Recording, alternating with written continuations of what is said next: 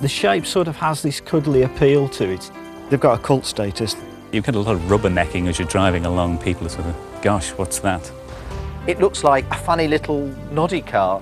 One could probably describe the steering as vague, I suppose. It's the car of the century.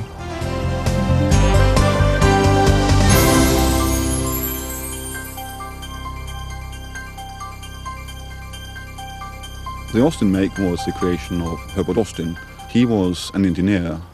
He was born in 1866, and as a very young man, he emigrated to Australia. What happened then was that he got in touch with a man who was called Wolseley, and he gave Austin a job to try to improve these mechanical sheep shearers, which is a bit like a hair clipper actually. And Austin did so much for the company that he was actually asked in 1892 to return to England to take charge of the Wolseley Company's factory in Birmingham. The big coming thing was the motor car, and Austin paid a visit to Paris in probably about 1894, 1895, where he saw his first motor cars, and that inspired him in 1896 to build his first own car.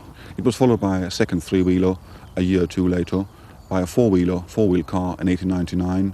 I think also that Austin was ambitious, and he wouldn't have been happy going on just as being an employee of the Wolseley Company. He preferred to strike out on his own, and I think he very badly wanted to see his own name on a motor car. The Austin Motor Car Company's factory at Longbridge, Birmingham, was opened in 1905. And during 1907, 147 cars were built. Those who think must govern those who toil. Every successful motor car is fundamentally the product of one man's brain. Lord Austin wanted to design a car, a motor for the millions. To achieve this, he picked out a young draftsman from the drawing office who had done very well at college and wherever, and he took him up to his own home. The drawings and everything were reputed to be done on the billiard table.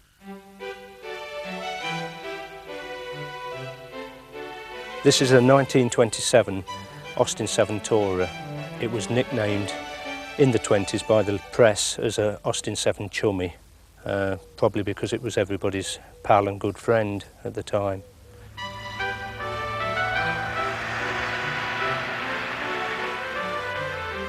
The car came into a family in 1935. My stepfather moved up from Kent to Derby and found the climate very cold up here, and he had a Rudge Whitworth motorbike, which he was going to buy some motorcycle boots and gloves for it. And where he was lodging at the time, the landlady's brother had got this car, and he offered it to him for £4 because the gloves and boots were going to cost him £5, and that's really how he came to own it. And then one day I was at work, it was about 1972 time, and my stepfather had then retired, and the wife phoned me up and said that Bob had decided that he was going to burn the car because he thought it was too dangerous for modern roads and that. So that night I went round to see him, and he agreed to give it to me.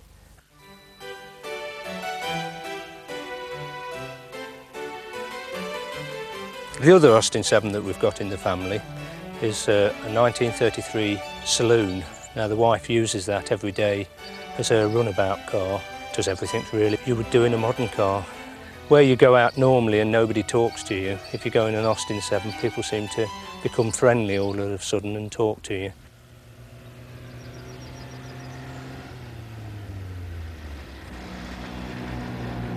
Driving an Austin 7 is quite enjoyable. The main difference is that they don't have stop lights or indicators, so to try and communicate with other road users and drivers, you need to do hand signals. Unfortunately, most drivers don't seem to understand hand signals that well nowadays, so you have to try and highlight the hand signals a little bit. So to do that, I wear this yellow band on my arm.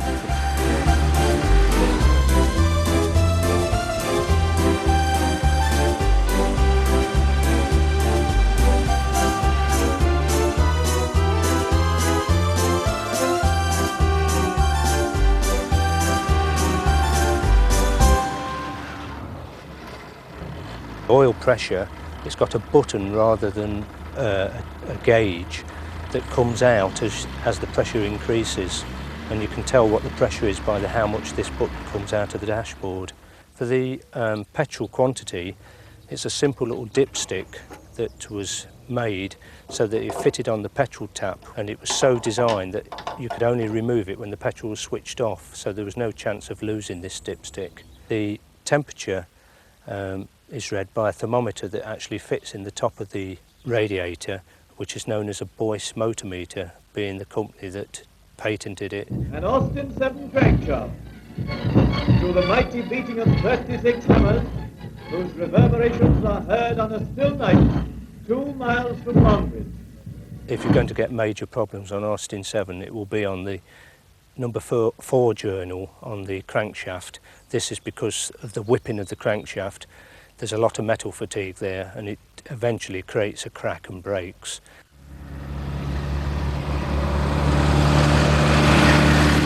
Pre-war Austin started the tradition for dealing with language and slogans, which Austin were very keen on.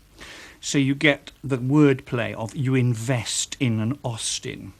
And you also got the beginning of the slogan, "Britain's dependable car," which carries on after the war. But Austin were also one of the first manufacturers to be interested in naming their cars. And although the original Austin 7 clearly had no name, by the mid-30s they were trying to make it more appealing perhaps to women. And they began to call their models the Chummy, the Pearl, the Ruby. And in their advertising material you will find women standing alongside these cars. It was also imitated abroad, and it was built on the license in America and France, and most famously it was built on the license in Germany by none other than BMW. It really became a famous car throughout the world. Lord Austin was usually known as Pa Austin to his workforce, and that perhaps tells you something about what he was like. I trust, however, that when next you buy a car, you will find it easy to decide which car you will buy. Having seen for yourselves how British cars are made and how motoring dependability is assured. He continued at the head of the company up until 1941, when he died at 75 years of age. Austin had chosen his own successor. He, in 1938, employed a man called Leonard Lord.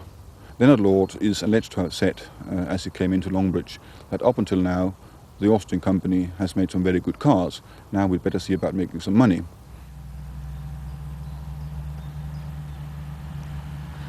The Austin A40 Devon and Dorset was the first totally new family cars to be launched in post-war Britain. They appeared in autumn of '47, at a time when petrol was still being rationed and most cars were black. They started looking to style these in 1946, and they looked at some of the American Plymouth styling and the Chrysler styling and tried to incorporate the first Austin without true running boards. They tried to make sure that the wings flowed nicely, and I won't say the shape was aerodynamic, but they certainly rounded it off. And the shape sort of has this cuddly appeal to it.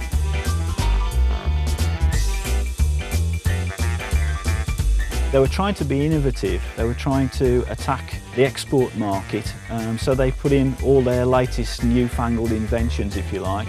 They used the overhead valve engine, independent front suspension, and they tried to introduce lots of nice colours which they thought would attract the Americans.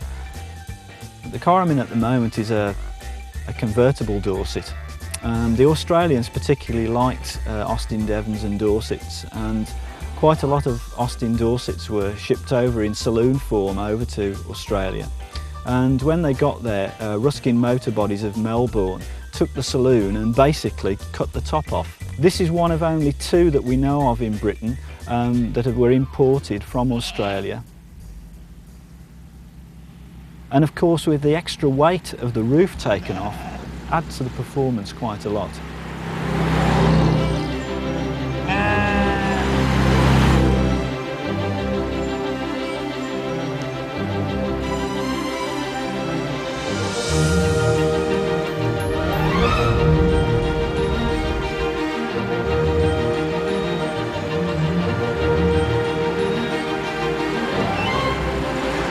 Compared to modern cars, I suppose it just trundles along really.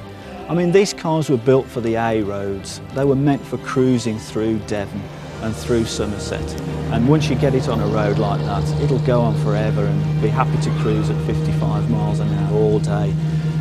The steering, once you're going in a straight line, it's pretty good. When you come to corners, you have to, how shall we say, anticipate those. One could probably describe the steering as vague, I suppose, but for the standards of the day, it was pretty good. In fact, it's interesting that in the late 1940s, the Austin A40 range was produced and sold in greater numbers than any other car in Europe. What do you like on petrol? Oh, she goes on practically nothing at all. Wish I had one. It's easy. Take your father along to my Austin dealer. That'll settle it.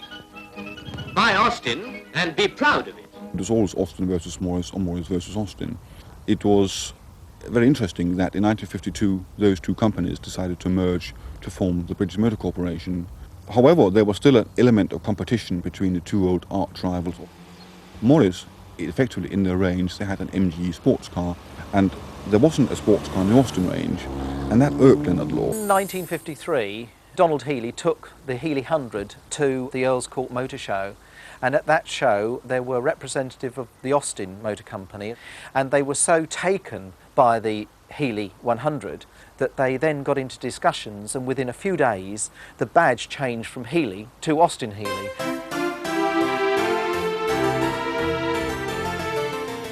My car is an Austin Healey Sprite. It's 948cc and was manufactured in 1959. When they designed these, they wanted to do something which was going to be a little bit different and made people look at it. The idea of the headlights, which as you can see are sort of right within the bonnet. Originally they had an idea of being able to actually get the headlights to be down in the bonnet and then flick up, but I think they had problems with things like the cables and the connections to them, and so I think the idea then was to change that and make them fixed. I think the original concept was actually to make two moulds, and that was basically the front near side wing was the same as the rear offside wing, but it didn't quite work that way, and so that it did have to change, but that was the basic concept.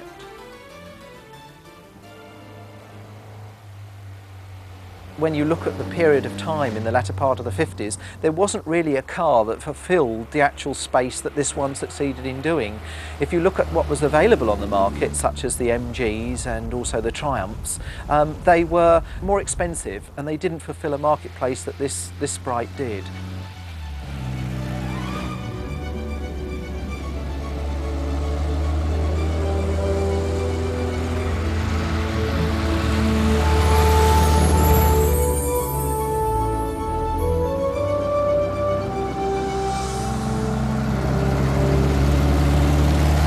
Well, I think that the character of the car is something that really is, it says it all by its shape. I mean, when you look at the car itself, it looks like a funny little noddy car. It's certainly a car that does attract a lot of attention, and all the time when I'm driving around, and even if I'm just going down to the shops to pick something up, you always find when you come back to the car there's several people standing around wanting to ask you questions about it. And they're a very practical car too, because they're very economic. I probably get something in the region of 50 miles to the gallon out of it. I suppose really Healey played a very big part in this sort of evolution of Austin. It put it into a marketplace that it just didn't have.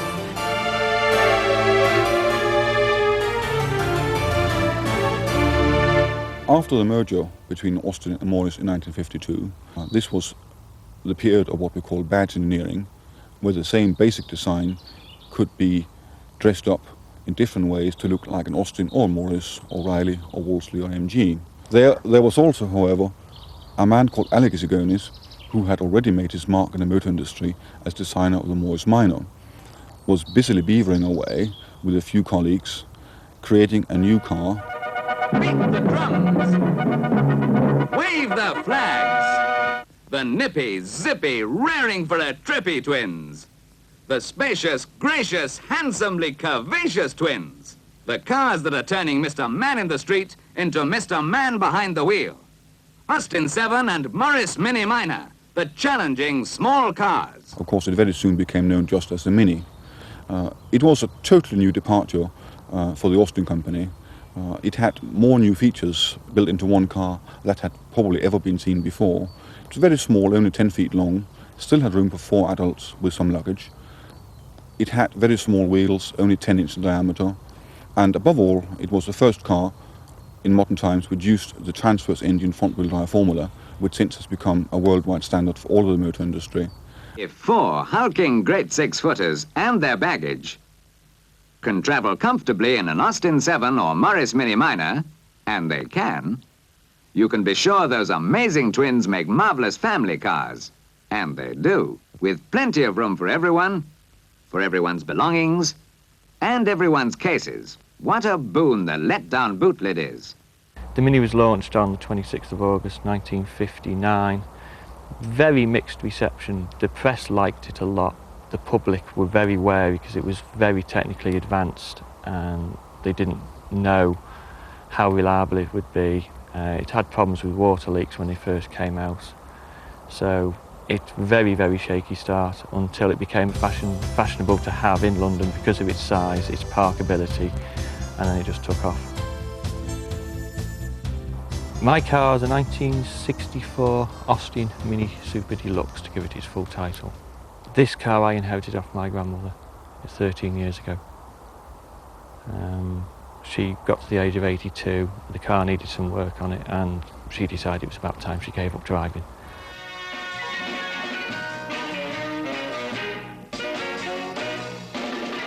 The Mini was a perfect car for the time. It just fitted right into the 1960s as a period when suddenly London became the fashion capital of the world. And think about, it was the time of the mini skirts, it was the time of the Beatles. There's so many things happening in Britain at the time, and the Mini was absolutely right. This is the millionth Mini that I won in February 1965. Anyone who bought a BMC car in December '64 was eligible for the competition. I entered, not thinking I'd win, but I did, and I've had it ever since. It's been the family car. Children learned to drive in it, and until the last 5 years, it's always been in daily use. But compared with modern day cars, it's when you've done 200 miles in a Mini, you know you've done 200 miles. It's exciting, rather bumpy, a bit noisy, but it's still a Mini. I recollect an early Austin Mini brochure which has a mother loading her car full of shopping and says the Mini Mum has the maximum, which is continuing the tradition of wit and slogans.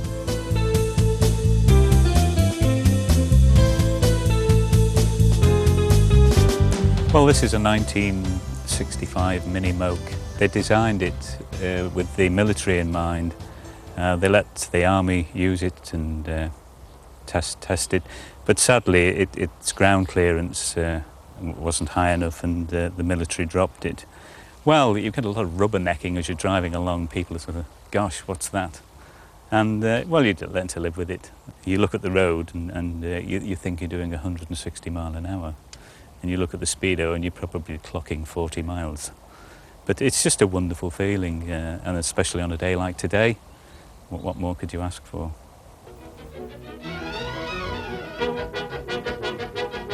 John Cooper developed the Mini Cooper, which became famous as a competition car, and BMC actually went in for rallying on a very big scale. The Mini, amazingly, to think now, it won the Monte Carlo Rally in 1964, 65 and 67. This is a 1965 Mini Cooper S that I use in motorsport. I compete with it.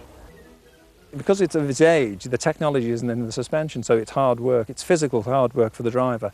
You don't find a lot of ladies driving them very quickly. There are some who are quite physically strong. You need to be physically strong to drive it.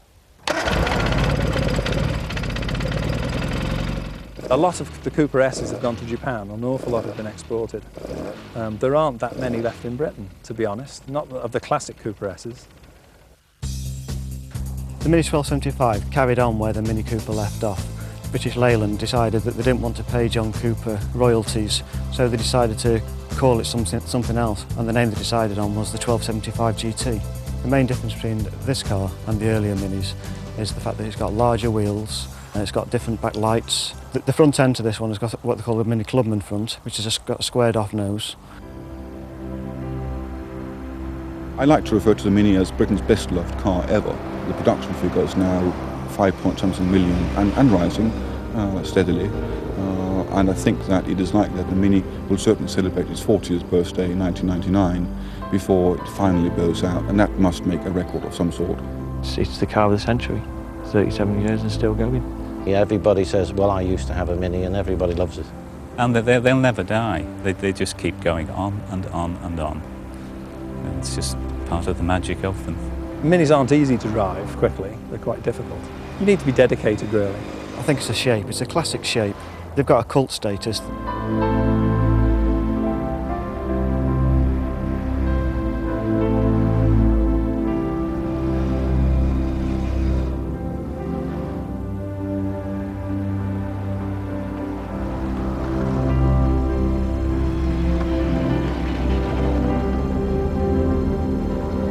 Sadly, although the cars were technically outstanding, they were not so profitable.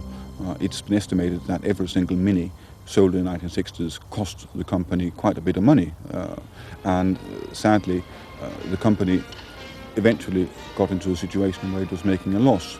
And that led in 1968 to the formation of what became British Leyland. They decided to build a new car, which had to be a popular family car, and they got a new styling crew to design it.